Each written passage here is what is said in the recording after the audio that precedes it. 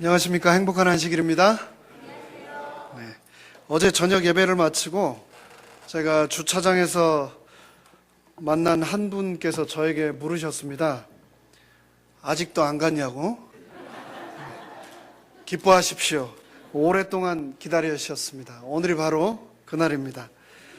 오늘 찬양대 특창 매번 그랬지만 그동안 너무나 감사했습니다. 그리고 많이 그리울 겁니다. 계속해서 여러분들의 재능을 통하여서 하나님께 영광 돌리시게 되기를 간절히 기도드리겠습니다. 오늘 제가 드릴 말씀의 제목은 은혜입니다. 은혜. 말씀하기에 앞서서 은혜 갚는 법이라고 하는 한 이야기를 소개를 해드리겠습니다.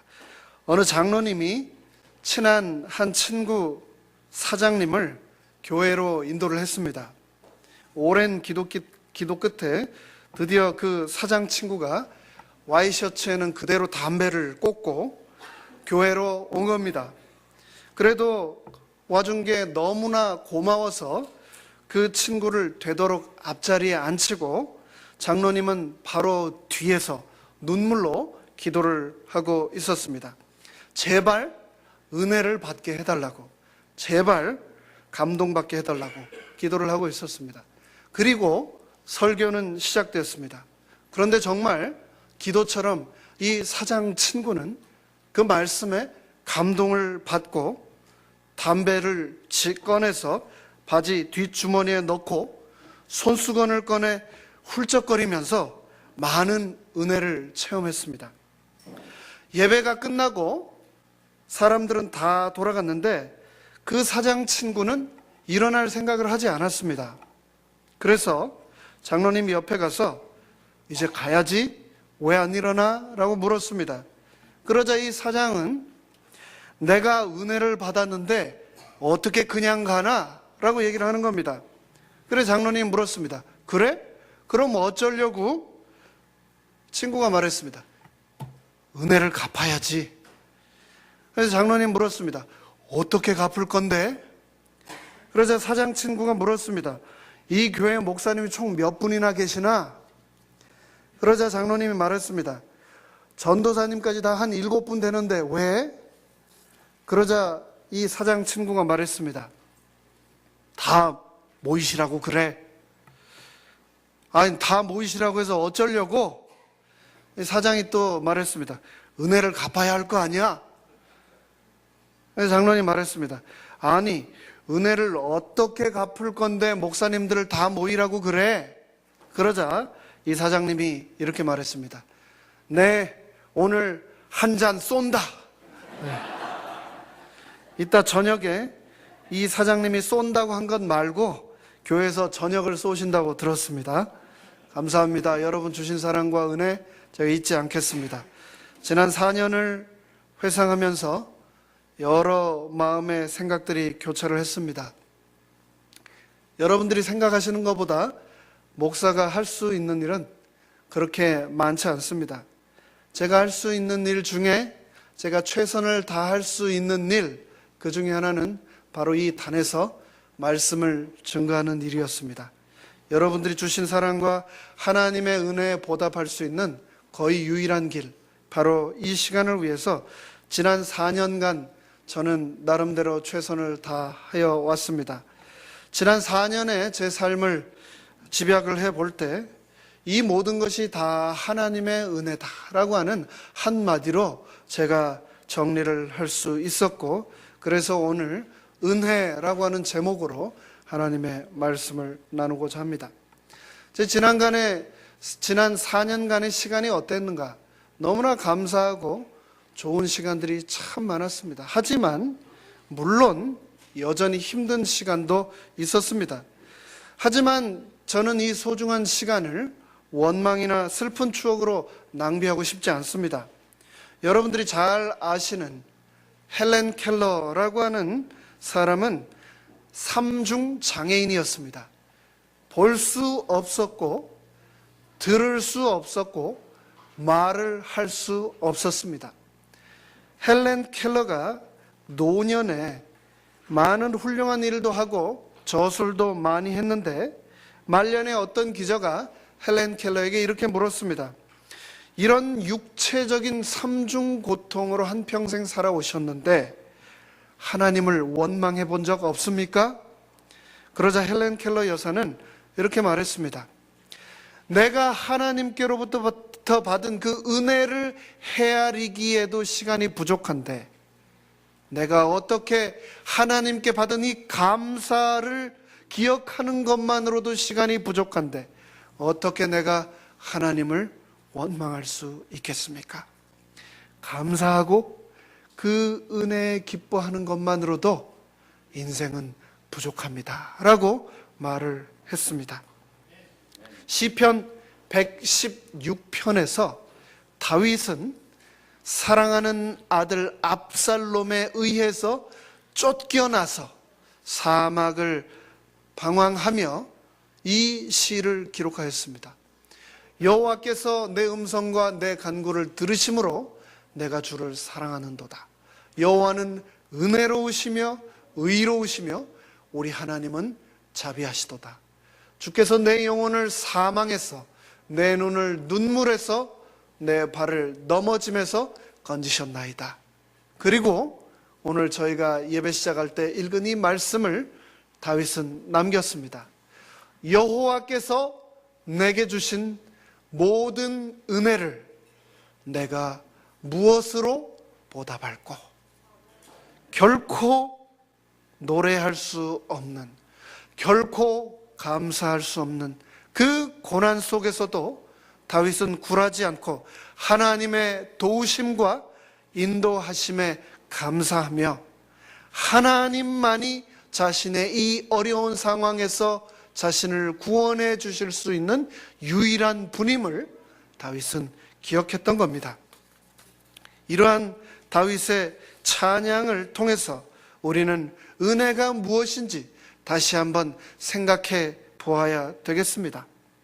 은혜를 히브리어로는 헤세드라고 합니다. 헬라어로는 카리스라고 합니다. 이 카리스에서 영어 단어 그레이스가 나왔습니다. 이 모든 말들은 다 한국말로 은혜입니다.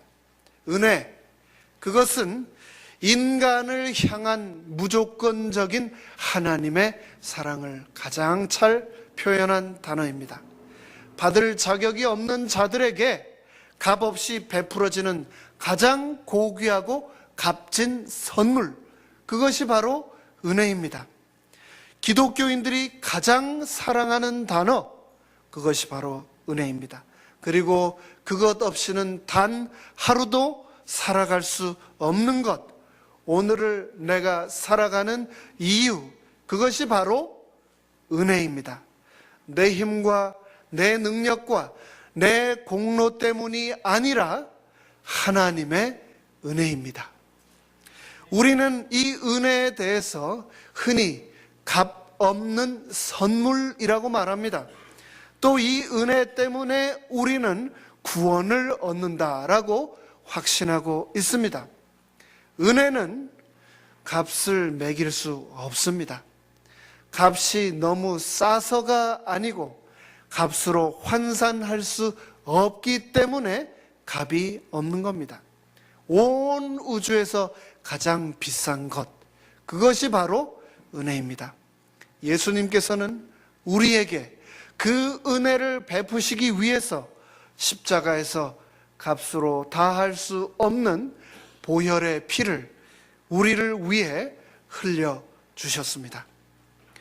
디트리 본 회퍼는 나치 독일에 의해 처형되기 직전에 기념비적인 저술 나를 따르라, 영어로는 The Cost of Discipleship, 제자도의 대가라고 하는 책에서 이런 말을 했습니다. 무엇보다 은혜는 값비싸다. 왜냐하면 한 사람의 생명이 대가로 지불되었기 때문이다. 그리고 사람에게 유일하게 진정한 생명을 줄 수 있기 때문에 은혜이다. 죄를 정죄하고 유죄 판결을 내리기에 값비싼 것이지만 죄인을 의롭게 하기에 은혜라고 했다. 그러면서 본회퍼는 계속해서 이렇게 말합니다. 무엇보다 은혜는 값비싸다. 왜냐하면 하나님께서 당신의 아들의 목숨을 대가로 지불하셨기 때문이다. 당신은 값을 치르고 사신 바 된 존재이다. 하나님께서 지극히 큰 대가를 치르셨기 때문에 우리는 값싼 존재가 될 수 없다.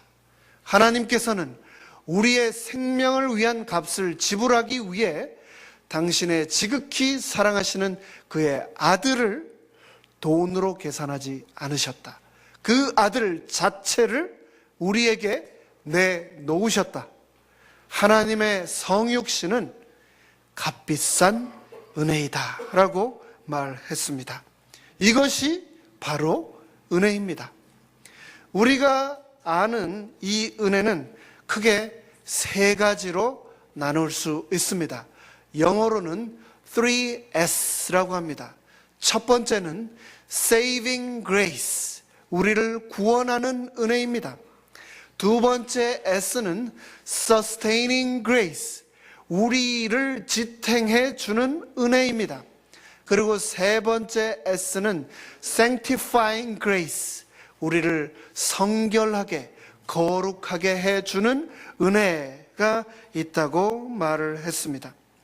특별히 우리가 죄인임에도 불구하고 하나님의 은혜를 받을 때 나타나는 가장 대표적인 변화는 우리 품성의 변화인데, 하나님의 은혜를 받은 사람은 첫째, 감사하게 된다라고 했습니다.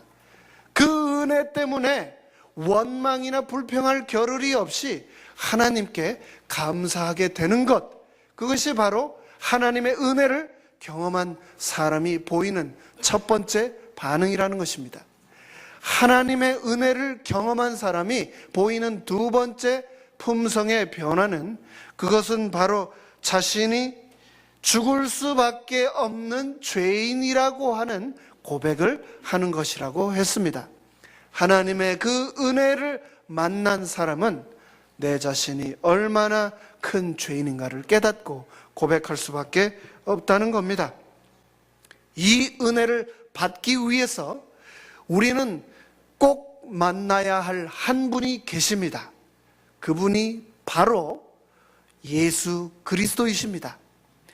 예수님을 만나야만 우리는 은혜를 입을 수 있기 때문입니다. 우리 모든 인간은 관계적인 존재입니다. 만남에 의해서 우리 인생은 꼴지워지고, 만남을 통해서 우리의 모든 것이 결정되기 때문입니다. 만남의 중요성을 일깨운 한 학자가 있었는데, 그가 바로 마틴 부버입니다. 이 마틴 부버는 1923년에 I and You, 나와 너라고 하는 책을 통해서 인격적인 만남을 모든 인간은 꼭 가져야 한다라고 말했습니다. 그는 말하기를, 우리 모두는 인간 소외 현상의 심각한 위기에서 신음을 하고 있고, 그렇기 때문에 우리는 꼭 인격적인 만남을 가져야 하며, 이 만남에는 기쁨이 있어야 한다라고 말했습니다. 그런데 그 기쁨은 하나님을 만나야만 우리가 얻을 수 있는 기쁨이다라고 말을 했습니다. 인간 생활의 만남은 더없이 중요한 것이지만, 근본적인 만남은, 모든 만남 가운데 우리가 반드시 해야 할 만남은 바로 하나님과의 만남이다라고 마틴 부버는 말한 겁니다. 우리는 많은 사람들을 날마다 우리의 인생 순간순간마다 만나면서 살아가고 있습니다. 그럼에도 불구하고 이 세상에 얼마나 많은 사람들이 이 만남으로부터 채워지지 않는 갈증 때문에 고통받고 있는지 모릅니다. 아무리 만나도, 아무리 함께해도 채워지지 않는 갈등 때문에, 갈증 때문에 고통받으며 살아가고 있는 것입니다. 우리가 이 세상을 살아가면서 사람을 만나면서 때로는 어떤 사람을 만나 안도감을 얻기도 하고, 때로는 우리가 어떤 사람을 만나면 마음속에 따뜻한 감정이 일어나기도 하고, 때로는 어떤 사람을 만나면 마음이 평화로워지고 행복감을 느끼기도 합니다. 인생이 무엇인가? 어떻게 보면 인생은 만남이라고도 우리가 정의할 수 있을 것입니다. 이 만남이 모이고 모여서 결국은 인생이 되기 때문입니다.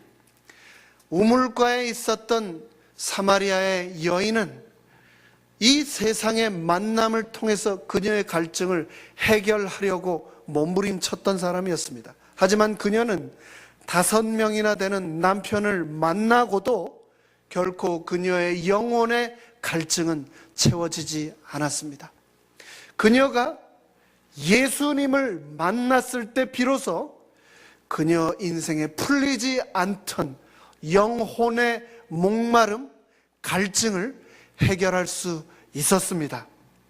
누가복음 10장에 등장하는 강도 만나 죽게 되었던 사람, 그 사람도 사마리아 사람을 만남으로써 그의 삶이 생명의 삶으로 전환되게 되었습니다.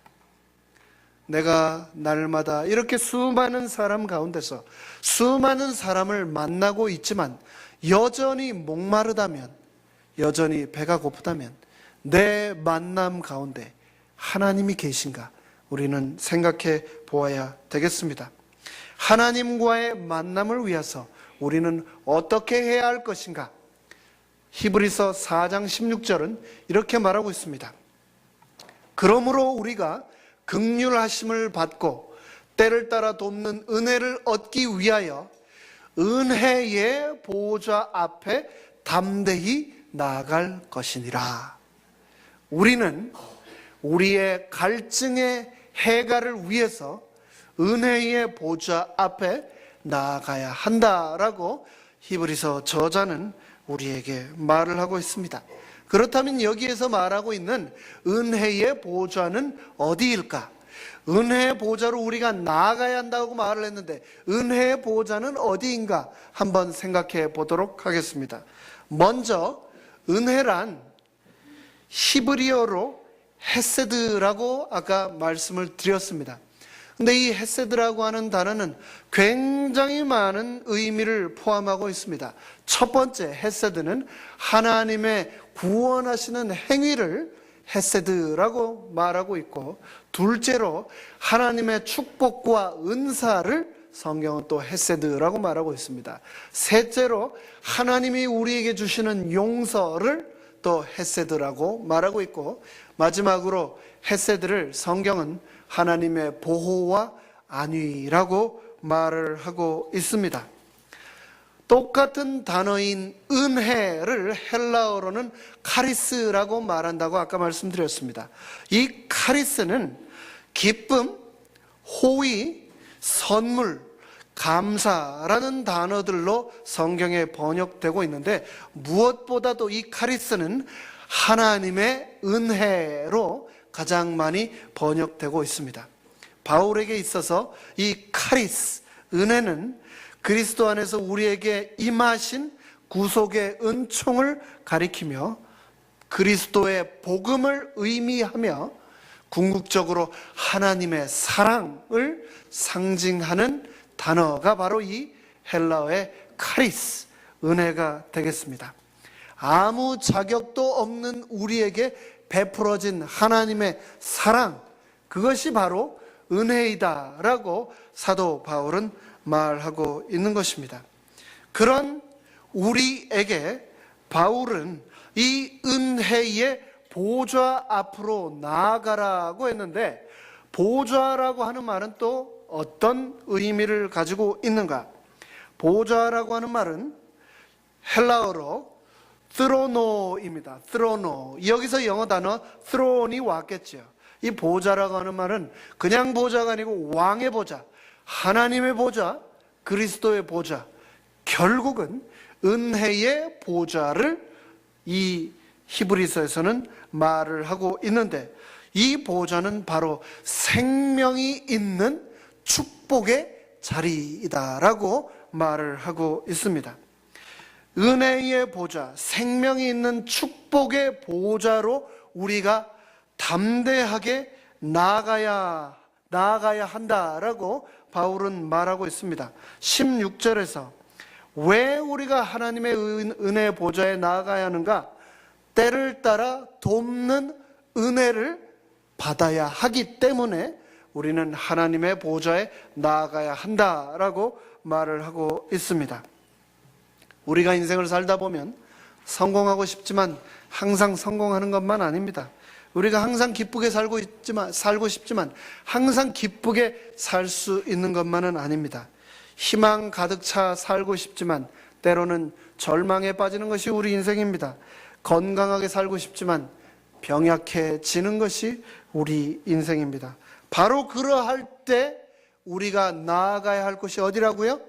하나님의 은혜의 보좌라고 바울은 말을 하고 있는 겁니다. 하나님의 보좌로 담대히 나아가라 라고 바울이 말하고 있는데, 담대히 나간다고 하는 것은 무슨 말인가? 담대히라고 하는 말은 기쁜 마음과 감사하는 마음으로 하나님께 나아가면 나가는 자는 누구든지 하나님께서 채워주시고 먹여주시고 행복을 주신다라고 하는 약속을 우리에게 주신다는 겁니다. 요한복음 6장 37절에서는 말하기를 내게 오는 자는 내가 결코 내어 쫓지 아니하리라 라고 말씀하셨습니다. 하나님의 은혜의 보좌에 우리가 나아가기만 하면 그분께서는 우리를 결코 쫓지 아닌다 하신다 하셨으니 우리가 기쁜 마음으로 감사하는 마음으로 그분의 보좌로 나가야 하지 않겠습니까? 인생에 여러 만남이 있습니다. 하지만 그 만남을 크게 4가지 만남으로 요약을 해보자면 첫 번째 만남은 바로 부모와의 만남입니다. 우리는 태어나면서 부모를 만납니다. 두 번째 우리가 인생에서 갖게 되는 만남은 스승과의 만남입니다. 선생님과의 만남입니다. 일생 동안 우리는 선생님을 통하여 우리 인생의 길을 배웁니다. 세 번째 만남은 친구와의 만남, 배우자와의 만남, 동반자와의 만남이라고 우리가 말할 수 있을 것입니다. 도스토예프스키는 이런 말을 했습니다. 인생에서 단 한 사람의 진실한 친구를 갖지 못한 삶은 죽은 삶과 같다라고 말을 했습니다. 단 한 사람의 진실한 친구도 없는 삶은 죽은 거라는 겁니다. 그렇기 때문에 우리는 이 진실한 만남, 진실한 친구를 만나기 위해서 노력해야 되겠습니다. 여러분은 인생에서 그런 친구가 있으십니까? 만약 그런 친구 때문에 지금도 여전히 목말라 하고 계시다면 바로 그런 나를 위해서 4번째 만남이 준비되었는데 바로 그 만남은 하나님과의 만남이다 라고 말을 하고 있습니다. 우리는 하나님을 만남으로써 인생의 궁극적인 행복을 찾을 수 있고 그분을 통해서 인생의 진정한 기쁨을 발견할 수 있다라고 성경은 말하고 있는 것입니다. 베데스다 연못가에서 38년 동안 병고침을 바라고 누워있던 그 환자는 하나님을 만남으로, 이 땅에 오셨던 하나님 예수님을 만남으로 그의 인생이 변화함을 얻게 되었습니다. 귀 먹고 어눌하였던 그 환자도 예수님을 만남으로 듣게 되고 말할 수 있게 되었습니다. 12년 동안 혈루병 때문에 고통받던 여인도 예수님을 만남으로 그의 인생의 참된 의미를 발견할 수 있었습니다. 소경 거지 바디메오는 예수님을 만남으로 진정한 은혜가 무엇인지를 깨닫게 되었습니다. 하나님 앞에 담대하게 나아갔던 모든 사람들은 단 한 명의 예외도 없이 치료를 받았습니다. 회복을 얻었습니다. 갈증을 해결할 수 있었습니다.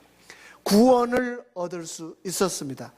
은혜에 감사할 수 있었습니다. 그렇기 때문에 우리는 하나님의 은혜의 보좌에 담대하게 날마다 나아가야 하겠습니다. 여러분, 제가 시작할 때 말씀드렸던 이 헬렌 켈러는 만 2살 때 시각을 잃고 청력을 잃고 말을 할 수 없는 장애인이 되고 말았습니다. 그런데 이 3중 장애를 가지고 있던 헬렌 켈러가 50대에 쓴 수필이 있는데 그 이름이 3 days to see, 내가 사흘 동안 볼 수 있다면 이라고 하는 수필입니다. 이 헬렌 켈러가 어느 날 숲을 산책하고 돌아온 친구에게 물어보았습니다. 무엇을 보고 돌아왔느냐고 말입니다. 그런데 이 친구는 뭐라고 했냐면은 별거 없어 라고 대답을 했습니다. 헬렌 켈러는 이해를 할 수가 없었습니다. 두 눈을 뜨고 두 귀로 모든 것을 다 듣고 온 그 친구가 그 모든 것들이 별거 아니었다라고 한 그 말을 헬렌 켈러는 도저히 이해할 수가 없었습니다. 그러면서 자신은 비록 보지도 못하고 듣지도 못하고 말하지도 못했지만 만약 내가 단 3일 동안만 볼 수 있다면 어떤 것을 내가 보고 어떤 것을 느낄지를 글로 쓴 것입니다. 그녀는 내가 사흘 동안만